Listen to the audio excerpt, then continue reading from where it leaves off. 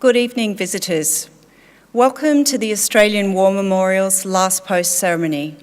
My name is Emily Hiles, and joining us today from the Royal Australian Navy is Sub-Lieutenant Michael Barouche. We warmly welcome the family of Private Herbert Henry McComb, whose story will be told shortly.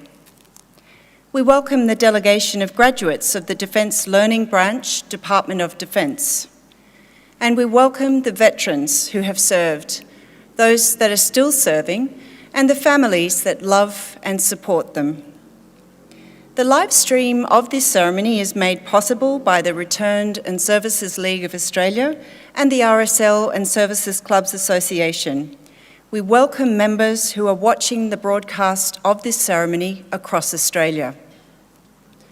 During this evening's ceremony, wreaths will be laid at the base of the pool of reflection by family and visitors to the memorial. If you're able, please stand and join in singing the national anthem.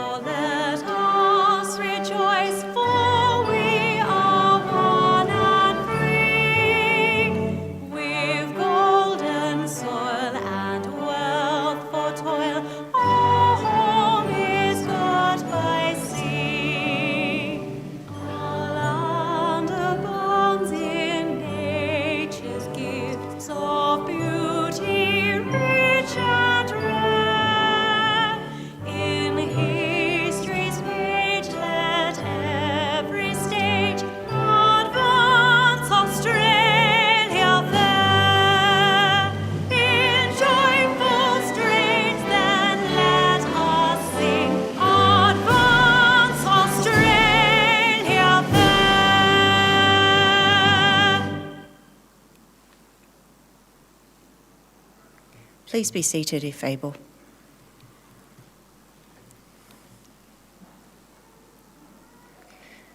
The Australian War Memorial was the vision of Charles Bean, Australia's First World War official historian. Bean landed with the Australian troops on Gallipoli and stayed with them at the front through to the end of the war. The idea of this national memorial and museum came to him at Pozières, France, in the depths of the bloody fighting of 1916. Bean's idea was that this would be a place where family and friends could mourn loved ones who were buried in faraway places. It would also be a place that could help all Australians understand what these men and women had endured and what they had done for us. Bean's vision, to which we remain true, is best expressed as inscribed in the entrance to the memorial's galleries. Here is their spirit, in the heart of the land they loved, and here we guard the record which they themselves made. Tonight, we will read the story behind just one of those on the Roll of Honour, which lists the names of more than 103,000 men and women who have given their lives for us in war and on operations for more than a century. But first, we present a lament, Flowers of the Forest. Wreaths and floral tributes will now be laid at the base of the pool of reflection.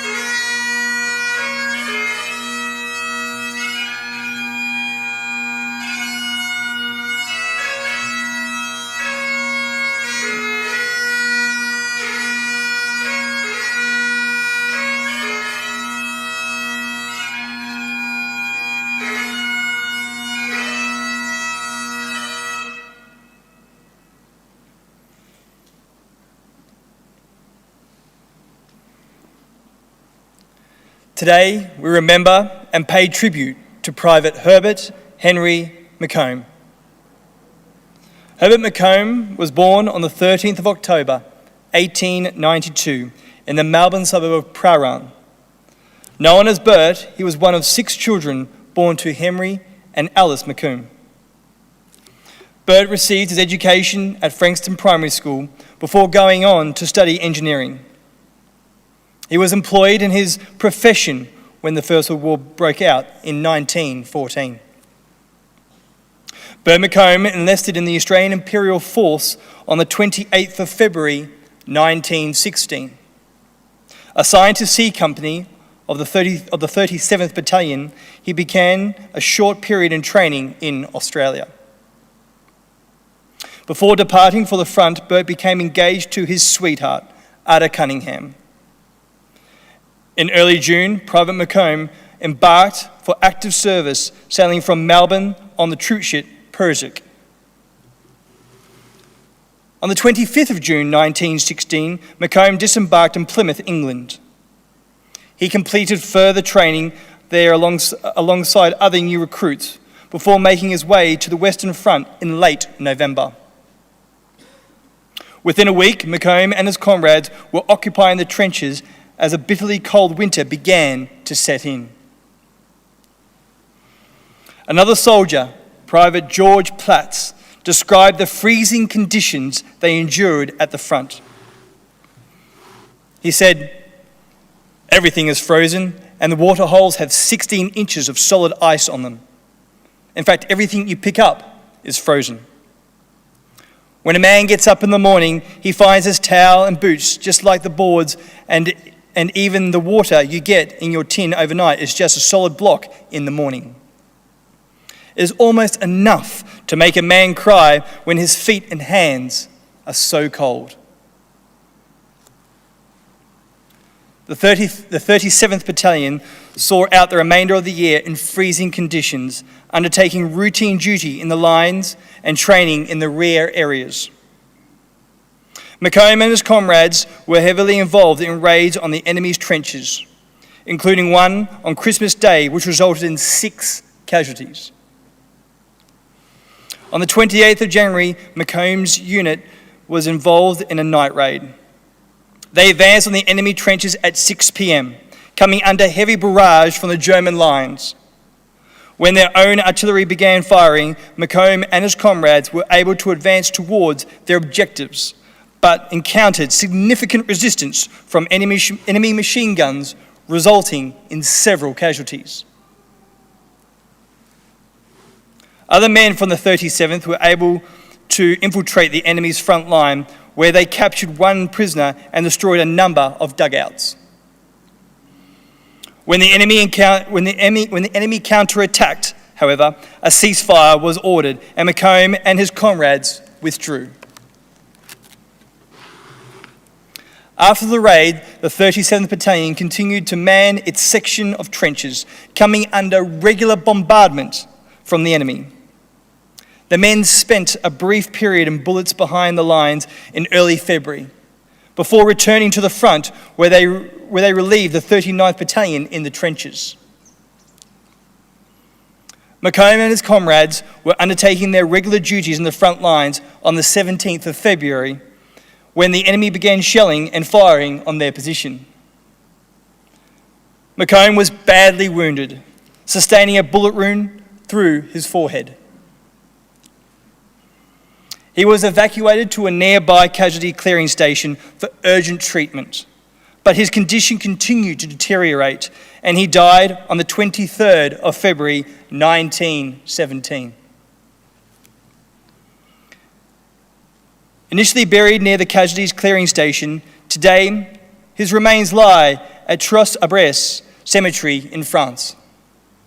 He was 24 years old. His name is listed on the honour roll on my right, amongst almost 62,000 Australians who died while serving in the First World War.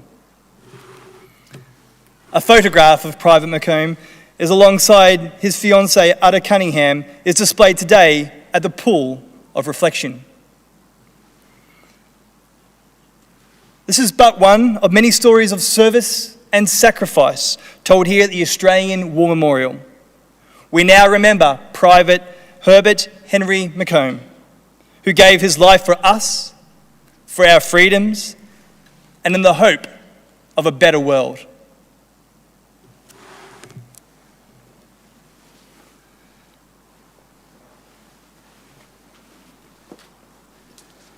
Please stand for the reading of the Ode and the sounding of the last post.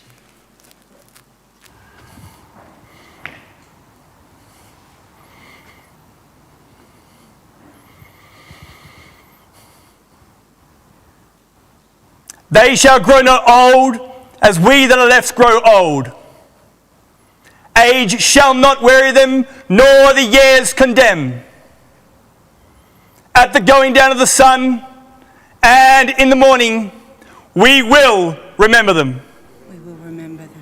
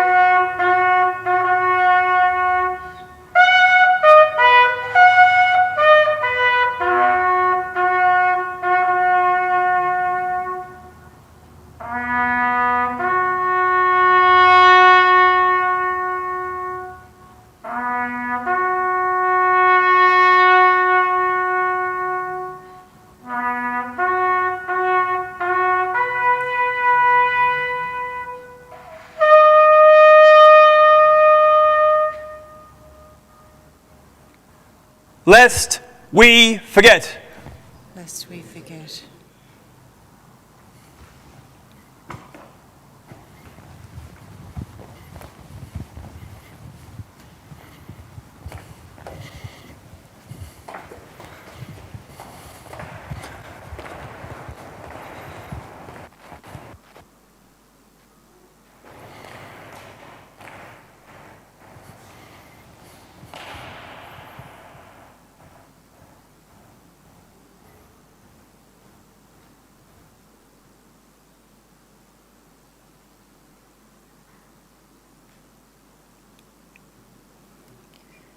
We leave you this evening with the words of the memorial's founder, Charles Bean.